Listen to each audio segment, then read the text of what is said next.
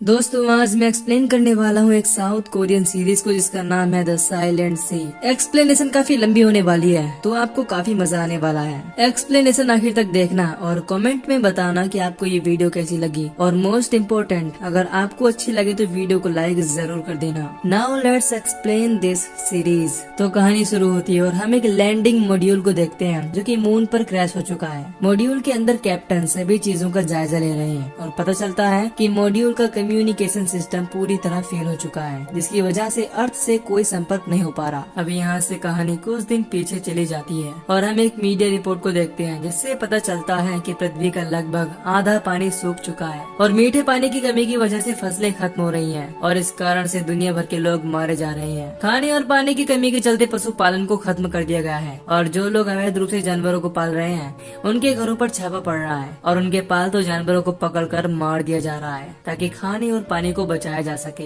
फिर हम एक भयानक नजारा देखते हैं जिसमें लोग लंबी लंबी लाइन में खड़े हैं और अपनी बारी आने का इंतजार कर रहे हैं ताकि वो अपने लिए मीठा पानी भर सके। और इस सरकारी फैसिलिटी में जो पानी उन्हें मिल रहा है वो बहुत ही महंगा और लो ग्रेड का है। दरअसल इस दौर में लोगों के काम और उनके स्टेट्स के हिसाब से पानी की क्वालिटी को बांट दिया गया है जिसके चलते मिडिल क्लास और लोअर क्लास को जो पानी मिल रहा है वो बहुत ही बेकार क्वालिटी का है और उसे पीकर वो लोग बीमार पड़ रहे हैं। इस बात के चलते निचले स्तर के लोग आंदोलन भी कर रहे हैं मगर इन सब का कोई फायदा नहीं हो रहा। अब हम किम नाम के एक ऑफिसर को देखते हैं जो कि डॉक्टर सांग नाम की एक एस्ट्रोबायोलॉजिस्ट के पास जाते हैं और उन्हें बताते हैं कि नेक्स्ट मून मिशन के लिए डायरेक्टर चुई ने उनका नाम रिकमेंड किया है मगर डॉक्टर सांग इस मिशन में कोई इंटरेस्ट नहीं दिखाती और फिर किम कहता है कि आप पहले ये जान लो कि आपको किस मिशन पर भेजा जा रहा है, इसके बाद जाने और न जाने का डिसीजन लेना। अब अगले दिन हम देखते हैं कि डॉक्टर सांग मिशन के बारे में जानने के लिए SSA हेडक्वार्टर मीटिंग में जाती है और वहाँ वो crew members captain Hon, doctor Hong, E1,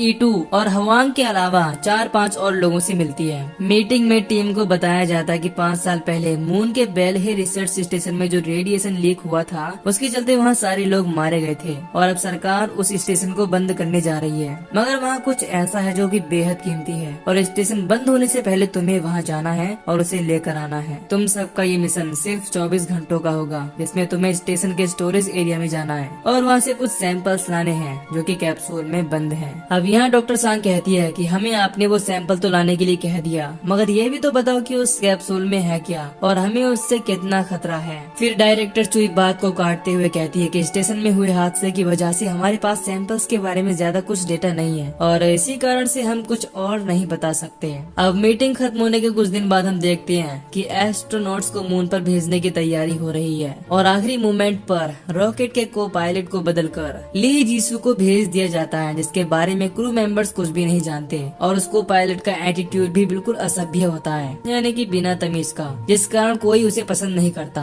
आगे हम देखते हैं कि रॉकेट लॉन्च होता है और पृथ्वी की ऑर्बिट से बाहर निकल जाता है मगर जब वो चांद के ऑर्बिट में दाखिल होता है तो रॉकेट के लैंडिंग मॉड्यूल का एक नट निकल जाता है इसके चलते रॉकेट अस्थिर होने लगता है। फिर कैप्टन डिसीजन लेता है कि लैंडिंग मॉड्यूल को अलग कर दिया जाए वरना सब मारे जाएंगे। लैंडिंग मॉड्यूल को अलग करते हैं, वो बेहद अनियंत्रित तरीके से चांद की सतह पर गिरता है और लैंडिंग साइट से 7.5 किलोमीटर पहले ही एक क्रेटर के पास क्रैश हो जाता है। मॉड्यूल क्रैश होने के बाद सारे लोग उसमें से बाहर निकलते हैं और बेलहे स्टेशन तक जाने के लिए पैदल ही निकल पड़ते हैं क्योंकि अब उनके पास और कोई ऑप्शन भी नहीं है। उन्हें पहले बेलहे स्टेशन जाना होगा और फिर पृथ्वी से संपर्क करके बैकअप टीम को बुलाना होगा। अब जब वो सब स्टेशन की तरफ पैदल जा रहे होते हैं तो उन्हें पता चलता है कि उनका ऑक्सीजन भी तेजी से खत्म हो रहा है और क्रैश लैंडिंग में मिस्टर हुआंग की पसलियां टूट गई हैं। इसके चलते उनके लंग्स पंक्चर हो गए हैं और साथ ही उनके मुंह से बहुत खून आ रहा है। टीम एक जगह रुककर उन्हें थोड़ा रेस्ट देती है ताकि वो थोड़ी हिम्मत जुटा सके मगर कोई फायदा नहीं होता और मिस्टर हुआंग वहीं अपना दम तोड़ देते हैं। मगर बनने से पहले मिस्टर हुआंग अपनी टीम को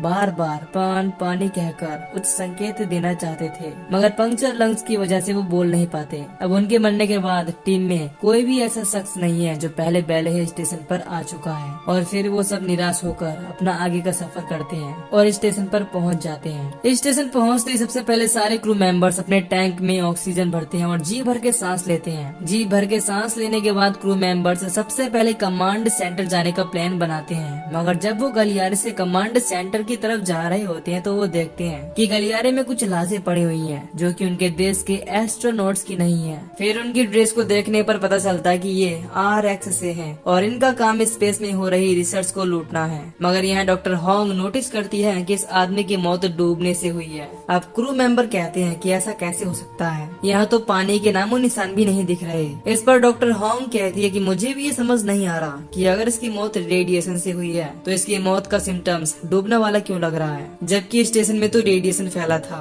अब इस मिस्ट्री के साथ क्रू मेंबर आगे बढ़ते हैं और तब सो चैन नोटिस करता है कि रेडिएशन मीटर में रेडिएशन की कोई रीडिंग्स नजर नहीं आ रही है। इस पर कैप्टन कहता है कि शायद इस सेक्शन में रेडिएशन लीक ही ना हुआ हो। फिर सो चैन कहता है कि सेक्शन के हिसाब से रेडिएशन लेवल चेंज हो सकता है, मगर बिल्कुल ही रेडिएशन का ना होना ये तो इम्पॉसिबल है। अब ये सब सुनते ही डॉक्टर सांग कहती है कि सरकार ने बेलहे स्टेशन के एक्सीडेंट की जो भी वजह बताई हो, जरूरी नहीं कि वो सच हो। यहाँ जो भी अभी तक हमें मिला है वो सब तो किसी और ही मिस्ट्री की ओर इशारा कर रहा है। फिर डॉक्टर सांग कैप्टन से भी इस बात पर ज्यादा गौर करने को कहती है, मगर कैप्टन कहता है कि अगर जरूरत होगी तो मैं उन बातों पर जरूर गौर करूंगा, मगर फिलहाल यहाँ क्या हुआ ये जानना हमारा मिशन नहीं है। अब इन सब बातों पर विचार करने के बाद वो सब कमांड सेंटर पहुँच जाते हैं और पूरे बेलहे स्टेशन की पावर को ऑन करते हैं। पावर ऑन करने के बाद डॉक्टर सांग देखती है कि कमांड सेंटर में भी रेडिएशन की कोई रीडिंग्स नहीं है और तब डॉक्टर सांग अपना हेलमेट उतार देती है, जिसे देखते ही सब दूर हो जाते हैं। फिर डॉक्टर सांग कहती है कि मुझे तो यहाँ सब कुछ नॉर्मल लग रहा है, चाहो तो तुम सब भी अपना हेलमेट उतार दो। फिर सभी लोग अपना हेलमेट उतारते हैं और कैप्टन सू चैन को एयर प्यूरिफायर चलाने के लिए कहता है। अब सब कुछ नॉर्मल होने के बाद कैप्टन क्रू मेंबर्स को 3 अलग अलग टीमों में बांटता है और उन सबको स्टेशन के 3 अलग अलग स्टोरेज सेंटर में भेज देता है। कैप्सूल्स को इकट्ठा करने के लिए तीनों टीम अपनी अपनी लोकेशन पर जाती हैं और सभी को रास्ते में बहुत सी लाशें मिलती हैं, जिन्हें देखकर पता चलता है कि ये सभी लोग डूबकर मरे हैं। और यही बात किसी को समझ नहीं आ रही होती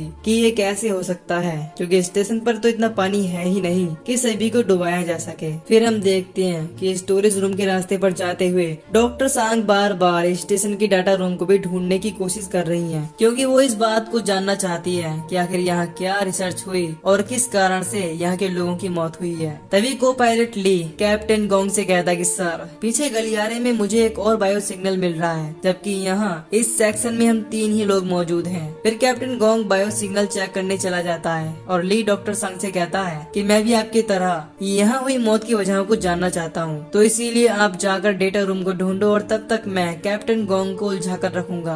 अब ली यहाँ जो भी कर रहा है ये सब उसकी चाल है, क्योंकि असल में वो RX से जुड़ा हुआ है जो कि स्पेस रिसर्च को चुराते हैं। दूसरी तरफ हम देखते हैं कि बाकी 2 टीम्स को स्टोरेज 1 और 2 में कोई भी सैंपल नहीं मिलता, वहाँ सारे कैप्सूल्स खाली होते हैं और उन्हें देखने से लग रहा है कि या तो उनसे पहले ही RX वाले सैंपल को ले गए हैं और यहाँ स्टेशन पर एक्सीडेंट के दौरान इन सभी रिसर्च को डिस्ट्रॉय कर दिया गया। अब हम देखते हैं कि सू चैन को स्टोरेज रूम में डेस्क के नीचे एक कैप्सूल दिखता है और वहाँ पर एक साइंटिस्ट की लाश भी पड़ी हुई है। सू चैन साइंटिस्ट की बॉडी पर हाथ रखकर उस कैप्सूल को खींचने की कोशिश करता है और तभी साइंटिस्ट के मुंह से एक छोटा सा वायरस निकलकर सू चैन की आंख में चला जाता है, जो कि उसे महसूस भी नहीं होता। फिर सू चैन उस कैप्सूल को निकालता है और देखता है कि वो भी खाली है। फिर हम देखते हैं कि बहुत ढूंढने के बाद भी डॉक्टर सांग को डेटा सेंटर कहीं नहीं मिलता और तब वो वापस स्टोरेज रूम की तरफ आने लगती है। दूसरी तरफ हम देखते हैं कि जब से सू चैन की आंख में वो वायरस गया है उसे बहुत पसीना आने लगा है और उसे हर तरफ स्टारफिश दिख रहे हैं और कुछ देर बाद उसकी हालत और भी गंभीर होने लगती है।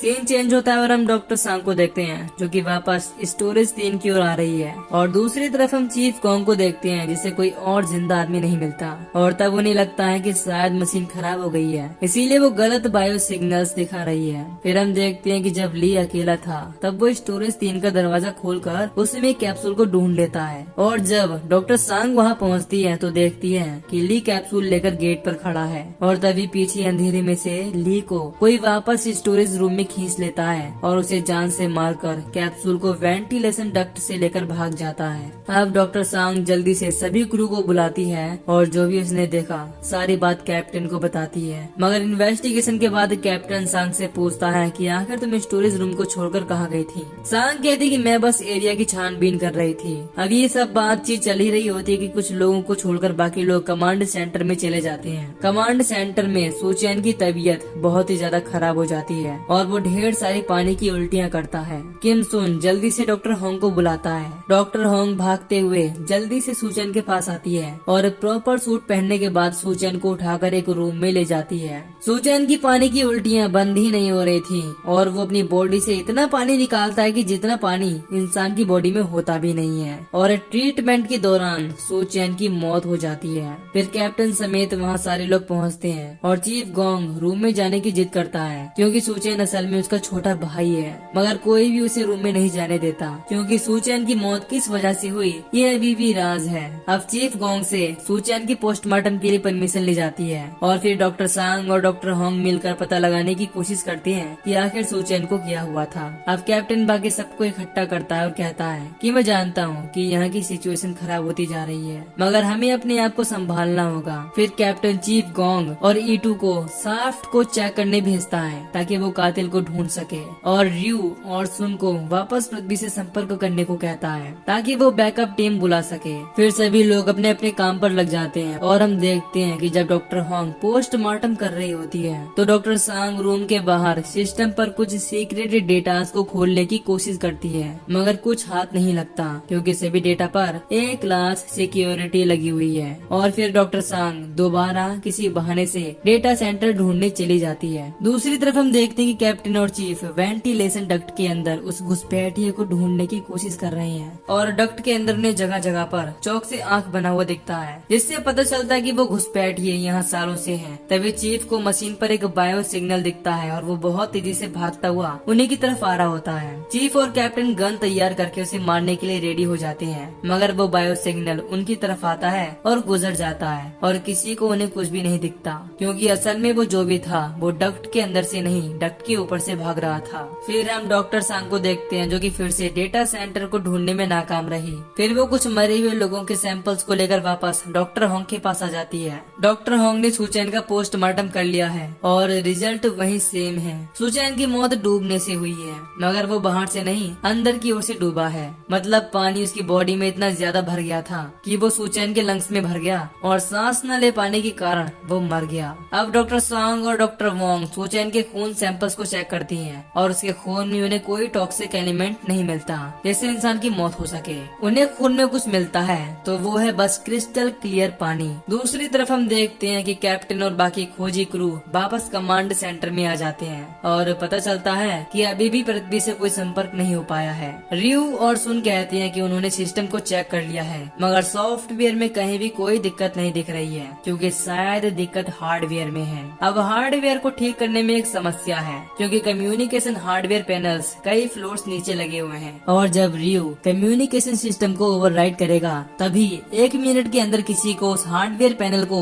नई वाले पैनल से रिप्लेस करना होगा। इस पर कैप्टन कहता है कि फिर इसमें दिक्कत क्या है। रयू बताता है कि वहाँ तक जाने वाली लिफ्ट अब तक काम नहीं कर रही है, इसीलिए वहाँ पहुँचना मुश्किल है। फिर कैप्टन कहता है कि मैं रस्सी से लटक कर वहाँ जाऊंगा, तुम बस उसे ओवरराइड करने की तैयारी करो। अब जब कैप्टन स्टेशन से बाहर जाने की तैयारी कर रहा होता है तो उसके पास डॉक्टर सांग आती है और बताती है कि जब उस अननोन शख्स ने को पायलट को मारा था तब मैं भी उसके काफी करीब गई थी, मगर उसने मुझ पर हमला नहीं किया। इस पर कैप्टन पूछता है कि तुम कहना क्या चाहती हो। तब सांग कहती है कि मुझे लगता है कि वो कोई किलर नहीं है, असल में वो एक सर्वाइवर है जो कि यहाँ 5 सालों से फंसा हुआ है। कैप्टन कहता है कि ऐसा नहीं हो सकता क्योंकि 5 साल तक लिमिटेड सोर्सेस के साथ यहाँ सर्वाइव करना नामुमकिन है। यह कहकर कैप्टन वहाँ से चला जाता है और फिर कैप्टन और चीफ स्टेशन से बाहर जाते हैं कम्युनिकेशन हार्डवेयर रिप्लेस करने के लिए। अब सीन चेंज होता है और हम कुछ मिनटों के लिए कैप्टन की बैक स्टोरी को देखते हैं और ये देखकर हमें पता चलता है कि असल में कैप्टन इस रिस्की मिशन पर इसीलिए आया है क्योंकि उसकी बेटी लो क्वालिटी वाटर की वजह से बहुत ही ज्यादा बीमार है और कैप्टन को ऑफर मिला है कि अगर वो इस मिशन को पूरा करेगा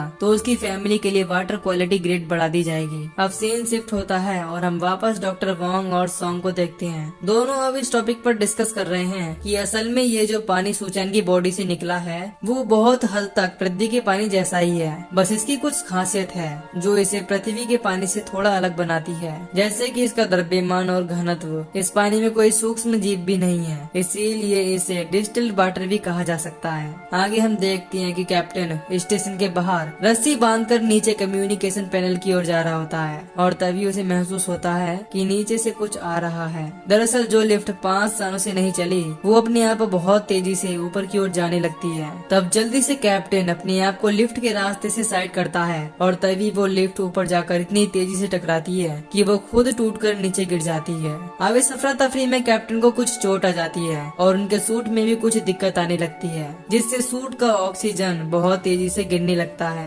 अब कम ऑक्सीजन के बावजूद कैप्टन नीचे जाता है और अपने काम को अंजाम देता है, मगर आखिर में लो ऑक्सीजन के कारण वो वहीं बेहोश होकर गिर जाता है। फिर जब कैप्टन की आंख खुलती है तो वो स्टेशन में अंदर होता है, क्योंकि उसके बेहोश होने के बाद चीफ नीचे जाता है और कैप्टन को रिकवर करके स्टेशन के अंदर ले आता है। फिर हम सांग और वोंग को देखते हैं और उनकी सुई अभी भी सुचैन की बॉडी से निकले पानी पर अटकी हुई है। वो दोनों उस पानी के डेटा को पृथ्वी पर मौजूद सारे वायरस के डेटा से मिला लेती है, मगर कोई भी वायरस इससे मैच नहीं करता। फिर हम देखते हैं कि कैप्टन रियो सुन के पास आता है और कम्युनिकेशन की अपडेट मांगता है। रियो बताता है कि हार्डवेयर चेंज के बाद कम्युनिकेशन डिवाइस अच्छे से रिबूट हो गया, मगर अभी भी वो पृथ्वी से संपर्क नहीं बना पा रहा है। कैप्टन पूछता है कि इसका क्या मतलब है। रियो कहता है कि शायद सिस्टम में कुछ ऐसे एरर्स हैं जो वो खुद डिटेक्ट नहीं कर पा रहे और फिलहाल इस कंडीशन में हम कुछ भी नहीं कर सकते। अभी पृथ्वी से कांटेक्ट कर पाना नामुमकिन है। तभी कैप्टन को सिस्टम पर एक रिसीविंग सिग्नल शो होता है, मगर वो सिग्नल स्टेशन के सिस्टम में नहीं बल्कि स्टोरेज 3 में जा रहा होता है। सभी लोग स्टोरेज 3 में जाते हैं और देखते हैं कि वहाँ ली की पॉकेट में पुराना सैटेलाइट कम्युनिकेशन डिवाइस है, जिससे उन सबको पता चलता है कि ली असल में RX का मेंबर है और वो यहाँ सिर्फ रिसर्च को चुराने आया था, मगर वो अनफॉर्चुनेटली मारा गया। कैप्टन रियो को वो डिवाइस देता है और पूछता है कि क्या तुम इससे कुछ कर सकते हो। रियो कहता है कि हाँ, अब हम इस डिवाइस की मदद से पृथ्वी से संपर्क कर सकते हैं। फिर कैप्टन उसे डायरेक्टर चोई से बात करवाने के लिए कहता है। अब कांटेक्ट होने के बाद हम देखते हैं कि कैप्टन चोई से पूछता है कि आपने लास्ट मूवमेंट पर को पायलट को क्यों बदला। चोई कहती है कि मैं कुछ समझी नहीं। तब कैप्टन बताता है कि को पायलट ली एक RX मेंबर निकला, जिसे यहाँ एक घुसपैठिए ने मार दिया। चोई कहती है कि को पायलट को बदलना अब एक जांच का विषय है, मैं इस पे जरूर गौर करूंगी। फिर कैप्टन बताता है कि आपने जो भी इस मिशन पर आने के लिए इन्फॉर्मेशन दी थी वो सब गलत निकली है, क्योंकि यहाँ कोई रेडिएशन लीकेज नहीं है और जो उन्हें एक लौता सैंपल मिला था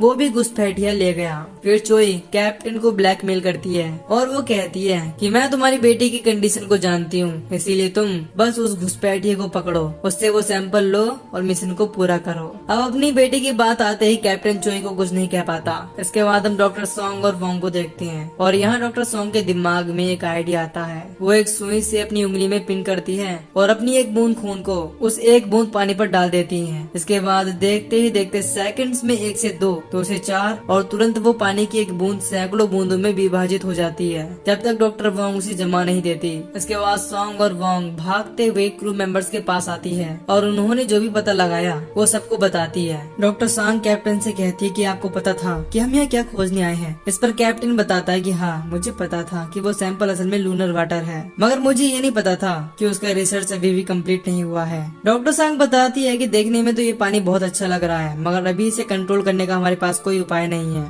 ये बहुत तेजी से विभाजित होता है और जिंदा शरीर में वायरस की तरह बढ़ता है। फिर कैप्टन कहता है कि सोचो क्या हो कि अगर हम इसे कंट्रोल कर पाए, हम पूरी पृथ्वी को वापस पहले जैसा कर सकते हैं। इससे करोड़ों लोगों की जान बच जाएगी। अब यहाँ डॉक्टर सॉन्ग रिवील करती है कि मेरी बहन भी ऐसा ही सोचती थी और 5 साल पहले उसकी मौत इसी स्टेशन पर हुई थी, क्योंकि वो भी तुम जो कह रहे हो यही करना चाहती थी। मगर मैं इतना जानती हूँ कि फिलहाल लूनर वाटर को कंट्रोल करना आसान नहीं है। इसके बाद डॉक्टर सांग कैप्टन को एक रूम के पास ले जाती है, इसमें लेवल 1 सिक्योरिटी लगी हुई है और सांग बताती है कि ये इस स्टेशन का डेटा रूम है और वो कैप्टन से रिक्वेस्ट करती है कि अगर हम उस खतरनाक चीज को पृथ्वी पर ले जा रहे हैं तो उससे पहले हमें उसके बारे में ज्यादा से ज्यादा रिसर्च डेटा को जरूर देखना चाहिए, कहीं ऐसा ना हो कि बाद में भी पछताना पड़े। अब डॉक्टर सांग की इस बात से कैप्टन कन्विंस हो जाता है और वो डेटा रूम को अनलॉक करता है। फिर जब वो दोनों अंदर जाते हैं तो देखते हैं कि डेटा रूम तो बहुत बड़ा है और वहाँ उन्हें जमीन में एक चैम्बर दिखता है। इसे खोलने पर वो देखते हैं कि उस चैम्बर में बहुत सारे पेड़ पौधे उगे हुए हैं और ये देखकर वो शॉक हो जाते हैं, क्योंकि चांद की सतह पर इतने सारे पौधों को उगाना एक चमत्कार है।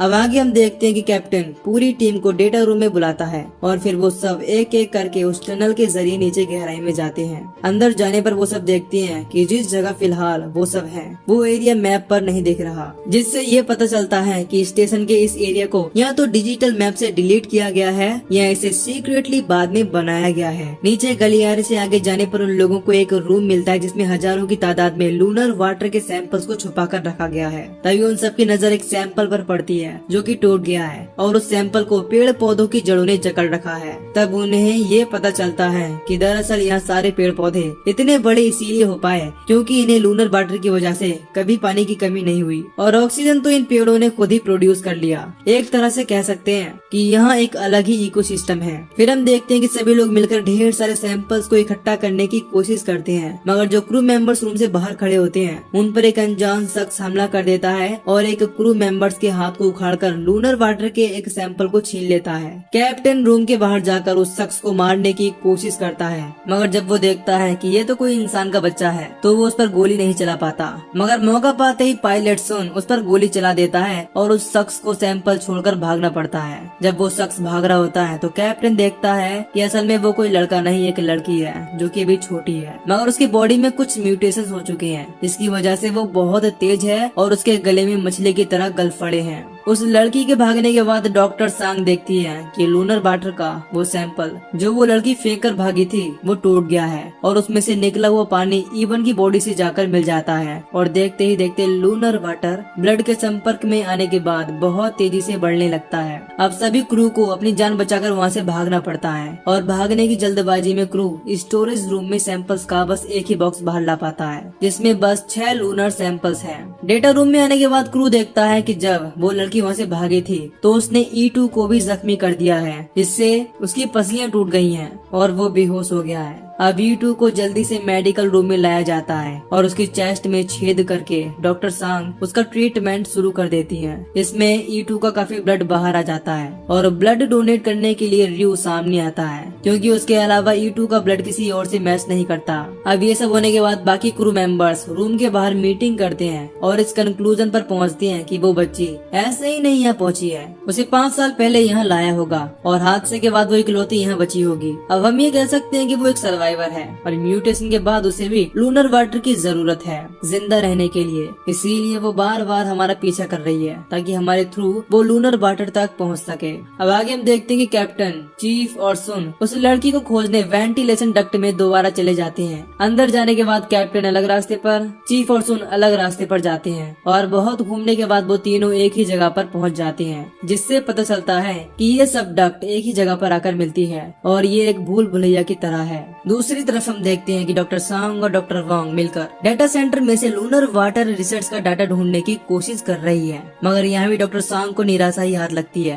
क्योंकि सारा डाटा चेक करने के बाद उन्हें पता चलता है कि डाटा सेंटर में से लूनर वाटर रिसर्च डाटा को डिलीट कर दिया गया है, मगर इसे किसने डिलीट किया ये एक राज है। अब डॉक्टर सांग और डॉक्टर वांग वापस मेडिकल रूम में आती हैं और देखती हैं कि रियो ने सारे कैप्सूल को बाहर निकाल रखा है और उसे एक बॉक्स में पैक कर रहा है। डॉक्टर सांग पूछती है तुम ऐसा क्यों कर रहे हो? इस पर रियो कहता है कि मैं बस उस खतरनाक लड़की से इसे बचाने की कोशिश कर रहा हूँ, मगर असल में वो झूठ बोल रहा है। सच्चाई ये है कि रियो भी RX से जुड़ा हुआ है और वो किसी तरह सैंपल्स को चोरी करना चाहता है। दोनों के बीच ये बातचीत चल ही रही होती है, तभी वहाँ वो लड़की आ जाती है। रियो उसे देखते ही शूट करने के लिए रेडी हो जाता है, मगर डॉक्टर सांग उसे रोक लेती है और डॉक्टर वांग बाकी क्रू मेंबर्स को मेडिकल रूम में बुला लेती है, मगर रियो अपने आप को रोक नहीं पाता और गोली चला देता है, मगर वो लड़की स्पीड में इतनी तेज होती है कि कोई भी गोली उसे छू नहीं पाती और वो रियो को मार कर गिरा देती है। तभी हम देखते हैं कि बाकी लोग भी वहाँ आ जाती हैं और डॉक्टर सांग सभी को गोली चलाने से मना कर देती है।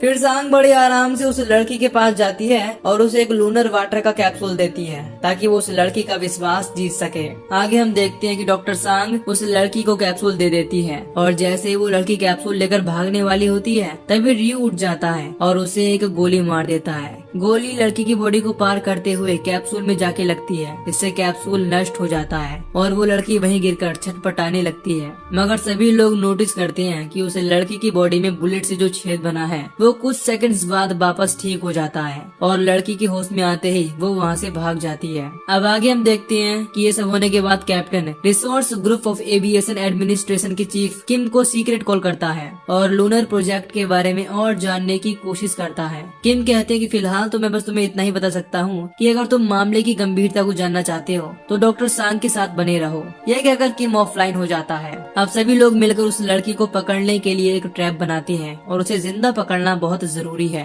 क्योंकि वही इकलौती इंसान है जिस पर लूनर वाटर का जानलेवा रिएक्शन नहीं है। और अगर वो सब उस लड़की को जिंदा पकड़ लेंगे तो लूनर वाटर को कंट्रोल करने का राज भी उनके सामने आ जाएगा। इसके बाद हम देखते हैं कि सभी लोग इस प्लान को एग्जीक्यूट करने के लिए चले जाते हैं और पीछे से रियो बचे हुए 4 कैप्सूल को पैक करता है और E2 को गोली मारकर वहाँ से भाग जाता है। फिर हम डॉक्टर सांग को देखते हैं जो कि एक कैप्सूल को लेकर गलियारे में खड़ी है और प्लान ये है कि वो एक कैप्सूल को गलियारे में रखेगी और जब वो लड़की उस कैप्सूल को लेने गलियारे में आएगी वो दोनों तरफ से गेट को बंद कर देंगे और लड़की को बेहोशी वाला इंजेक्शन मारकर उसे कब्जे में ले लेंगे। फिर हम देखते हैं कि जैसे प्लान किया गया था कैप्टन और बाकी लोग वैसा ही प्लान एग्जीक्यूट करते हैं और जब वो लड़की कैप्सूल के लालच में वहाँ आती है तो दोनों तरफ से गेट को बंद कर दिया जाता है। मगर वो लड़की इतनी तेज थी कि जब सामने वाला गेट बंद हो रहा होता है तो वो उसमें से भाग कर निकलने की कोशिश करती है, मगर आखिर में उसका पैर गेट से दब जाता है और वो दर्द के मारे रोने लगती है। फिर डॉक्टर सांग जल्दी से जाकर लड़की को पकड़ती है और उसे शांत करने की कोशिश करती है।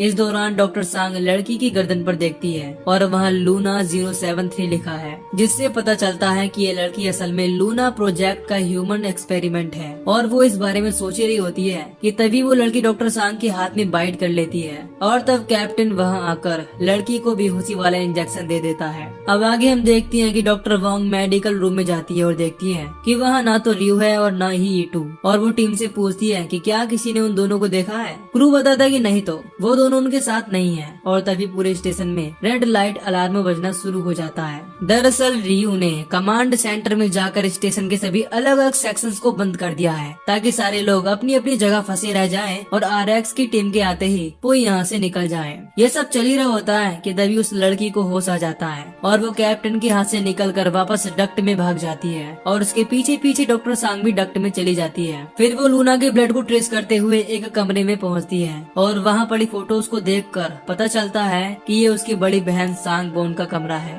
और फिर डॉक्टर सांग बेहद नरमी के साथ लूना से बिहेव करती है और उसे एक कैंडी देकर उसका विश्वास जीत लेती है। अब आगे हम देखते हैं कि डॉक्टर वोंग को फ्रीजर में E2 की डेड बॉडी मिलती है और साथ में वो बची हुई 4 लूनर सैंपल्स भी वहाँ से गायब है। वोंग कैप्टन को ये बात इन्फॉर्म कर देती है और उन सबको मेडिकल रूम में आने के लिए कहती है। दूसरी तरफ हम सांग को देखते हैं जो कि महसूस कर रही है कि लूनर वाटर की कमी के चलते लूना की तबीयत थोड़ी खराब हो रही है। वो लूना के बिस्तर के पास जाती है और देखती है कि वहाँ एक हार्ड ड्राइव पड़ी हुई है। फिर सांग हार्ड ड्राइव को सिस्टम में लगाकर चेक करती है और उसमें उसे लूनर एक्सपेरिमेंट्स की वो सारी वीडियोस मिल जाती हैं, इसे वो इतने टाइम से ढूंढ रही थी। सांग एक वीडियो चलाती है और देखती है कि पहले तो लूनर वाटर का इस्तेमाल एक फिश पर किया गया और वो फिश बहुत ही आसानी से पानी को अपने अंदर पैदा करने लगी और फिश की मौत भी नहीं हुई क्योंकि फिश तो पानी में ही जिंदा रहने के लिए बनी है। अब सीन चेंज होता है और हम सुन को देखते हैं जो कि कमांड सेंटर पहुंच चुका है। वहां आने पर वो रियो को देखता है। डॉक्टर वोंग ने रियो के सारे कारनामे उसे बता दिए थे,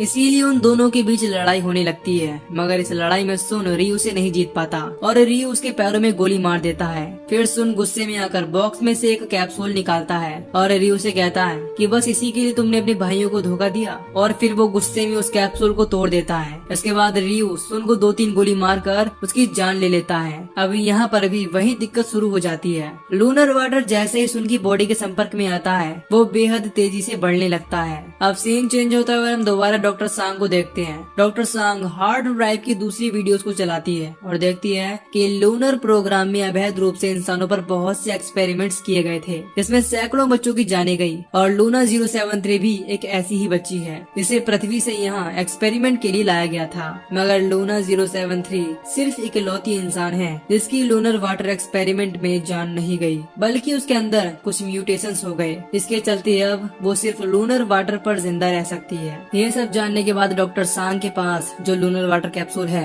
उसे वो लूना की बॉडी में इंजेक्ट कर देती है और देखते ही देखते लूना एकदम ठीक हो जाती है। इसके बाद हमें सीक्रेट स्टोरेज 4 को दिखाया जाता है जिसमें हम देखते हैं कि स्टेशन के नीचे पूरे हिस्से में पानी भर चुका है। और फिर हम डॉक्टर वोंग और कैप्टन को देखते हैं जो कि डक्ट के जरिए कमांड कमांड सेंटर में पहुंचते हैं और सिस्टम को कमांड देते हैं कि वो सारे गेट्स को खोल दें। फिर इसके बाद सिस्टम सारे गेट्स को खोलता है और सीक्रेट स्टोरेज जार में से पानी को भी निकालने की कोशिश करता है। मगर इस वक्त वह लहर स्टेशन चांद के सीधी साइड में है, इसीलिए बाहर का टेम्परेचर माइनस में है और जैसे ही पानी स्टेशन से बाहर निकलता है वो तुरंत ही पत्थर की तरह पूरा जम जाता है और साथ में डक्ट में रुका हुआ पानी भी जम जाता है। इससे डक्ट पर प्रेशर बढ़ने लगता है और जगह जगह से लीकेज होना शुरू हो जाता है। मगर फिलहाल अभी किसी को भी इसके बारे में पता नहीं होता। फिर हम देखते हैं कि रियो जब भाग रहा होता है तो एक जगह कैप्टन उसे दबोच लेता है और गद्दारी के चलते वो उसे बहुत मारता है। मगर मौका पाकर रियो भी कैप्टन पर चाकू से अटैक करता है और अपने आप को छुड़ाकर वहाँ से भाग जाता है। तभी वो दोनों देखते हैं कि गलियारे में बहुत तेजी से स्टोरेज जार का पानी लीक होने लगा है और वो दोनों समझ जाते हैं कि बहुत बड़ी मुसीबत आने वाली है। आगे हम देखते हैं कि स्टेशन के बहुत से हिस्से में पानी भरना शुरू हो चुका है और दूसरी तरफ डॉक्टर सांग, चीफ और डॉक्टर वोंग आपस में बैठकर इस बात पर डिस्कस कर रहे हैं कि ह्यूमन क्लोनिंग और ह्यूमन एक्सपेरिमेंट्स तो दुनिया भर में बैन है, तो सरकार इतना छुपाकर ये काम करने में कैसे कामयाब रही। अब डॉक्टर वोंग कहती है कि शायद सरकार ने 5 साल पहले रेडिएशन का बहाना करके इस स्टेशन को इसी के लिए बंद कर दिया ताकि कोई इन ह्यूमन एक्सपेरिमेंट के बारे में जान ना पाए। और क्योंकि बात रेडिएशन की है तो इसीलिए यहाँ कोई चेकिंग भी नहीं हुई और अब सरकार इस लूनर वाटर को इसीलिए पाना चाहती है ताकि वो पृथ्वी पर इस एक्सपेरिमेंट को दोबारा कंटिन्यू कर सके। ये बातचीत चली रही होती है, तभी वहाँ कैप्टन आता है और सबको बताता है कि हमें यहाँ से जल्दी निकलना होगा। मगर तभी अचानक से डॉक्टर सांग को कुछ अजीब सा फील होता है और उसे आइडिया आता है कि शायद वो भी लूनर वाटर के संपर्क में आ चुकी है। फिर वो जल्दी से जाती है और अपने आप को एक रूम में बंद कर लेती है। फिर कुछ देर बाद डॉक्टर सांग को भी बहुत सारी पानी की उल्टियाँ होने लगती हैं और वो बेहोश हो जाती है। अब कुछ टाइम बाद जब वो होश में आती है तो शॉक होती है क्योंकि उसकी मौत नहीं हुई थी। फिर डॉक्टर वोंग कहती है कि लूना ने तुम्हें जब बाइट किया था तब उस वक्त शायद उसकी बॉडी से कुछ एंटीबॉडी निकलकर तुम्हारे शरीर के खून में मिक्स हो गए होंगे, इसीलिए लूनर वाटर ने तुम्हारी बॉडी पर ओवर रिएक्ट नहीं किया। अब ये जानने के बाद लूना और लूनर वाटर की वैल्यू और ज्यादा बढ़ चुकी है। इसके बाद हम देखते हैं कि सभी बचे हुए लोग किम से वीडियो कॉल पर बात करते हैं और किम बताता है कि रेस्क्यू शिप जल्दी ही उन तक पहुंचने वाला है। तब डॉक्टर सॉन्ग किम से पूछती है कि पृथ्वी पर आने के बाद लूना का क्या होगा। किम कहता है कि लूना को सरकार एक ग्रेड सिक्योरिटी में रखेगी और जो एक्सपेरिमेंट वहाँ चल रहे थे सरकार उन्हें यहाँ भी कंटिन्यू रखेगी। तब डॉक्टर सांग कहती है कि मैं जानती हूँ एक ग्रेड सिक्योरिटी के नाम पर लूना के ऊपर जो एक्सपेरिमेंट होंगे उसमें बस लूना का शोषण होगा और जिस लूनर वाटर पर आप सभी एक्सपेरिमेंट्स कंटिन्यू करने को कह रहे हैं वो अभी भी बहुत अस्थिर है, उससे पृथ्वी पर खतरा बढ़ सकता है। तब किम कहता है कि डायरेक्टर चोई की सरकार में अच्छी पकड़ है, इसीलिए उसके एक्सपेरिमेंट्स पर कोई लगाम नहीं लगा पा रहा, मगर मैं कोशिश कर रहा हूँ कि कुछ ऐसा रास्ता निकालूं कि लूना और लूनर वाटर के एक्सपेरिमेंट को कंट्रोल किया जा सके, मगर इसमें थोड़ा सा वक्त लगेगा। ये कहकर किम ऑफलाइन हो जाता है। आगे हम देखते हैं कि सारे क्रू मेंबर्स जल्दी से वहाँ से निकलते हैं और लूना उन्हें डायरेक्ट करती है कि उन्हें कहाँ से जाना चाहिए और देखते ही देखते अब सारे लोग लूनर वाटर से घिरने लगते हैं और आखिर में जब वो एक ऐसी लोकेशन पर पहुँचते हैं जहाँ से वो बाहर निकल सकते हैं तो वहाँ उन्हें रियो मिल जाता है। मगर रियो अब अपने आप में नहीं है क्योंकि वो लूनर वाटर का शिकार बन चुका है। वो पहले तो सभी क्रू मेंबर्स को गन पॉइंट पर रोक लेता है। फिर हम रियो का फ्लैशबैक देखते हैं जिसमें उसे बेलहर स्टेशन को बंद करने का ऑर्डर मिला है और साथ ही उसे ये ऑर्डर भी मिला है कि वहाँ से उसे किसी भी सर्वाइवर को बचाकर नहीं लाना है क्योंकि उनमें से ज्यादातर लूनर वाटर से इन्फेक्टेड हैं और अगर उन्हें बचाकर पृथ्वी पर लाया गया तो वो एक खतरा बन सकते हैं। रियो इस बात को सोच सोच कर बहुत पछता रहा होता है कि उसने किस तरह 5 साल पहले बेलहर स्टेशन के लोगों को मरने के लिए छोड़ दिया था। इस दौरान जब वो अपने आप से बाहर हो जाता है तो चीफ उसे गोली मार देता है और बदले में रियो भी चीफ को गोली मार देता है। इससे दोनों की मौत हो जाती है। फिर डॉक्टर वोंग रियो के पास से कैप्सूल्स का बॉक्स उठाती है और सारे लोग वहाँ से निकलकर उस रूम में पहुँच जाते हैं जहाँ सबका स्पेस सूट रखा है। सूट पहनने के बाद जब गेट खोलने की बारी आती है तो कैप्टन देखता है कि रूम का गेट बाहर की तरफ से लॉक नहीं हो रहा है। अब अगर उसे इस मिशन को बचाना है तो उसे अंदर रहकर गेट बंद करना होगा। जब तक डॉक्टर सॉन्ग और वोंग को इस बारे में पता चलता है कैप्टन बिना बताए अंदर जाकर रूम को लॉक कर सबको वहाँ से निकलने के लिए कहता है। और दोस्तों ये सीन इस सीजन का एक इमोशनल मोमेंट है, मगर मिशन की सफलता के लिए डॉक्टर सॉन्ग और वोंग बेलहर स्टेशन से बाहर भागते हैं और उनके कुछ दूर जाते ही लूनर वाटर से स्टेशन में एक धमाका होता है और पानी के बाहर आते ही वो तुरंत जम जाता है। अब इस धमाके के बाद लूना, डॉक्टर सॉन्ग और डॉक्टर वोंग तीनों इधर उधर बिखर जाते हैं। डॉक्टर सॉन्ग और डॉक्टर वोंग तो एक दूसरे को तुरंत ढूंढ लेते हैं,